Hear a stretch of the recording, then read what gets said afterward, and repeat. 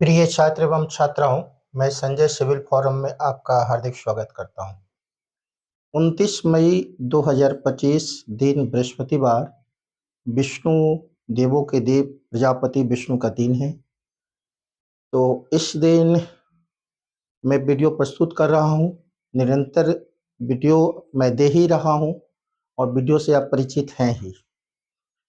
तो Sanjay civil forum के जो भी परिवार के सदस्य हैं, जो हमसे जुड़े हैं वीडियो के रूप में या ऐसे भी, मैं आज विष्णु प्रजापति के दिन आपकी शुभकामना आपको देता हूं।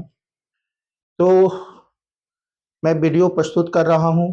जैसा कि आप सर्वविदित हैं, प्री हिस्ट्री और प्रोटो हिस्ट्री को पढ़ाने के बाद पूर्व के वीडियो में मैं बताया था मौर्य काल, यानी मगध की जो सत्ता की शुरुआत बिंबिसार के द्वारा शुरू हुई हर्यक वंश के रूप में, और इसको एक निश्चित आकार अखिल भारतीय का स्वरूप उस महान गुरु, जो विश्व के आदर्श महान गुरु चाणक्य की सहायता से चंद्रगुप्त मौर्य ने खड़ा किया था। तो चंद्रगुप्त मौर्य की सीमा आप जान ही रहे हैं। चंद्रगुप्त मौर्य की सीमा ईरान इराक से लेते हुए अफगानिस्तान होते हुए, कश्मीर होते हुए, पश्चिम भारत में महाराष्ट्र गुजरात होते हुए, पूर्व में मगध तक और दक्षिण में कर्नाटक तक फैला हुआ था। तो विश्व यानी भारत का ये पहला राजा है जिसकी सीमा ईरान इराक से लेकर पश्चिमी भारत, उत्तर भारत, पूर्व भारत और दक्षिण भारत तक इसकी सीमा फैली है। और यह एक सेंट्रलाइज्ड गवर्नमेंट को भी अखिल भारतीय साम्राज्य को देने में चंद्रगुप्त मौर्य अपने प्रिय गुरु की आशीर्वाद से देने में वो सफल हो गए। तो निश्चित तौर पर मैं वीडियो को आगे बढ़ाते हुए चंद्रगुप्त मौर्य के बाद जो बिंदुसार हैं और अशोक हैं, जो इसके पुत्र हैं, मैं आज प्रकाश डालने वाला हूं। तो ध्यान दीजिए, historical history in India, historical history में बिंदुसार 323 से 298 बीसी से लेकर 272 और 273 बीसी तक बिंदुसार है। इसके बाद अशोक, सम्राट अशोक महान, है ना। तो यह जो है 273 बीसी से लेकर 232 बीसी तक सम्राट अशोक महान है। तो फ्रेंड्स, इस पर मैं प्रकाश डाल रहा हूं। मगध के शासन काल में अराजकता फैली, महामारी फैल गई, इसलिए चंद्रगुप्त मौर्य काफी दुखी हो गए और वो मगध की सत्ता अपने पुत्र बिंदुसार को सौंप कर वो कर्नाटक चले गए और अपने प्रिय भद्रभाऊ जैन आचार्य से दीक्षा लेकर इसी कर्नाटक के श्रवणगिरी पहाड़ी पर सलेखना विधि द्वारा जिसे भूखे रहकर अपने शरीर को त्याग दिया। इसके बाद बिंदुसार गद्दी पर बैठे, मगध की गद्दी पर, और बिंदुसार को भी बैठाने में चाणक्य ऐसे महान गुरु का बहुत बड़ा योगदान है। तो बिंदुसार को यूनानी अभित्र केटी कहते हैं, शत्रुओं को नाश करने वाला, और इसे शीर्षसेन भी कहा जाता है। तो बिंदुसार के शासन काल में, चूंकि बिंदुसार एक कोई भी लड़ाई नहीं लड़ा, यह एक शांत स्वभाव के व्यक्ति थे और इनका पूरा ध्यान दार्शनिक विवेचन में लगा रहता था। तो एक चिंतनशील व्यक्ति, एक अध्यात्म और दार्शनिक से जुड़ा हुआ व्यक्ति, और यह कोई भी युद्ध में विश्वास नहीं रखता था। तो बिंदुसार के समय अवंती के जो उपराजा थे, इसके पुत्र अशोक थे, और तक्षशिला के जो इसके बड़े लड़के थे, बिंदुसार के बड़े लड़के का नाम सुमिम है, जो तक्षशिला का उपराजा हुआ करते थे। तो बिंदुसार के समय प्रधानमंत्री चाणक्य और विष्णुगुप्त ही हैं, लेकिन इस चाणक्य और विष्णुगुप्त के बाद राधागुप्त भी प्रधानमंत्री बने, और बिंबिसार की जो मंत्री परिषद है, उस मंत्री परिषद के प्रमुख खल्लाटक थे। तो बिंदुसार के समय मंत्री परिषद के सर्वा खल्लाटक बनाए गए, है ना।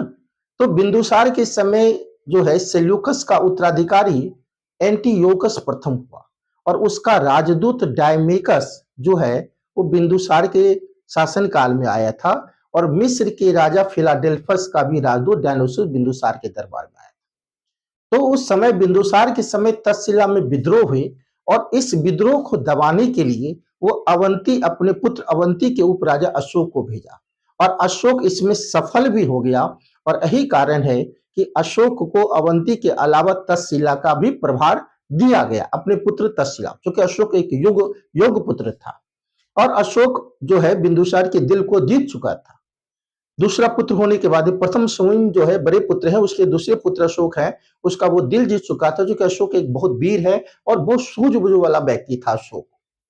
इसके बाद बिंदुसार के बाद जो है गद्दी पर 272-273 बीसी में अशोक गद्दी पर बैठे। लेकिन ऐसा माना जाता है, बौद्ध पुस्तक जो दिव्यावदान कहता है कि वो 4 साल तक 99 भाई को इसी पाटलिपुत्र की धरती पर पटना के आगम कुआं में लड़ाई के बाद वो आगम कुआं में डाल दिया और अपना राज्यारोहण 269 बीसी में इसी पाटलिपुत्र की राजधानी जो थी मगध की राजधानी पाटलिपुत्र, उसमें अपना राज्याभिषेक करवाया, है ना। कौन करवाया? तो सम्राट महान अशोक करवाया। तो अशोक के बारे में जो रेफरेंस है, अशोक के बारे में सर्वप्रथम मास्की अभिलेख से पता लगता है। और मास्की जो है कर्नाटक के रायचूर में एक अभिलेख है जिसमें सर्वप्रथम अशोक का नाम आया है। दूसरा जो अभिलेख गुजरा है जो मध्य प्रदेश के दंतिया जिले में है, उसमें भी अशोक का नाम आया है और विष्णु पुराण में इसे अशोक वर्धन कहा गया है।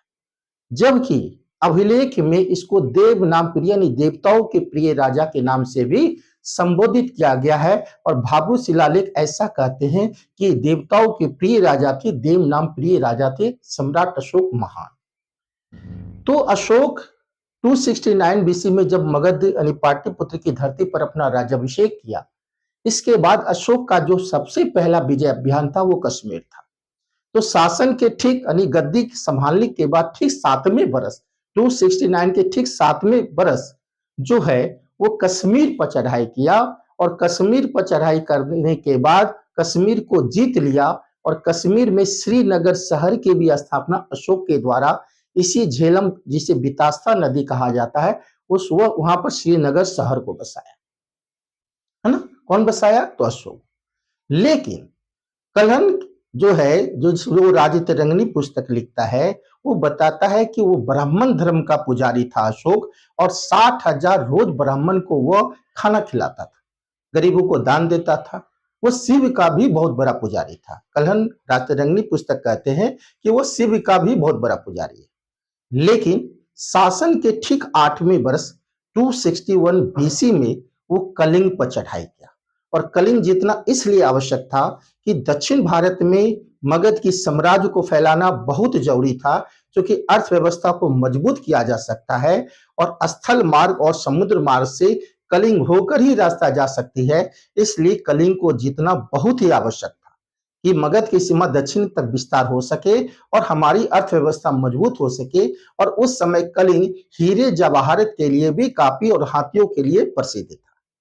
इसलिए शासन के 8वें बरस 261 बीसी में कलिंग पर चढ़ाई किया और वहां के राजा नंदराज थे। बहुत भीषण युद्ध हुई, उसमें 1.5 लाख लोग को बंदी बनाया गया और 1 लाख लोग इस कलिंग युद्ध में मारे गए, जिसका उल्लेख अशोक के 13वें शिलालेख में आता है कि काफी रक्तचाप हुआ।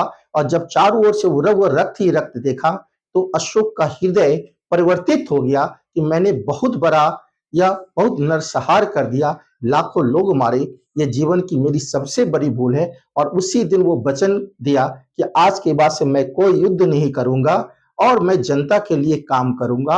और उसके बाद वो बौद्ध धर्म की ओर अग्रसर हो, यानी बौद्ध धर्म को अपना लिया। तो अशोक के जो बड़े भाई है सुमिम, उसका लड़का है निग्रोध, जो मात्र 7 वर्ष का बालक था, वो बौद्ध भिक्षु था। तो निग्रोध की प्रवचन सुनकर वो बौद्ध धर्म को ग्रहण कर लिया। जो मथुरा के महान उपगुप्त थे उससे भी बौद्ध धर्म में दीक्षा लिए और मंगलीपुत्र से भी इससे भी वो बौद्ध धर्म में दीक्षा ली। तो बौद्ध धर्म में दीक्षा लेने के बाद वो पहली बार जो धार्मिक यात्रा है वो बौद्ध गया से शुरू किया। शासन के ठीक 10वें बरस वो बौद्ध गया गया और वो बौद्ध धर्म में जो त्रिरत्न है बुद्ध धम्म और संघ में विश्वास रखता था। और इसका उल्लेख पहला धार्मिक यात्रा जो बौद्ध गया से शुरू किया था उसका उल्लेख भाब्रू शिलालेख में है और भाब्रू शिलालेख जयपुर में है। तो इसके बाद वह चारों ओर से बौद्ध धर्म को राष्ट्रीय से अंतर्राष्ट्रीय स्तर पर फैलाने का काम किया, जनता के लिए कल्याण का काम किया और एक सम्राट, महान सम्राट की श्रेणी में पहला राजा प्राचीन भारत के इतिहास में अशोक का नाम दर्ज हो गया। इसके बाद कई लोक कल्याणकारी काम किए। इसके बाद वो जहां बुद्ध धर्म में वो पूरी आस्था रखता था, जहां बुद्ध का जन्म हुआ था लुम्बिनी में, वहां लुम्बिनी गए और लुम्बिनी में जो भू राजस्व कर था, जिसे भाग कर कहा जाता था, वो 1/6 भाग लिया जाता था। लेकिन लुम्बिनी की जनता को भाग कर, जिसे भू राजस्व कर है, वहां 1/8 कर दी गई। और वो जो कर व्यवस्था है लुम्बिनी में ही अशोक की सबसे छोटी अभिलेख है, जिसे रूमंदेई अभिलेख कहा जाता है। और इसी रूमंदेई अभिलेख से टैक्सेशन का भी पता लगता है। मौर्य काल के प्रशासन में टैक्सेशन जो लिया जाता था वो रूमंदेई अभिलेख से पता लगता है। जो नेपाल के लुम्बिनी में रूमंदेई अभिलेख है, उस रूमंदेई अभिलेख से पता लगता है कि वहां की जनता को वो जो भाग कर है, भू राजस्व कर 1/8 कर दिया। कौन कर दिया? तो अशोक ऐसे महान सम्राट कर दिया। इसके बाद है अशोक का धम्म, जो कई लोक कल्याणकारी काम किए अशोक के धम्म में हम बताने वाले हैं।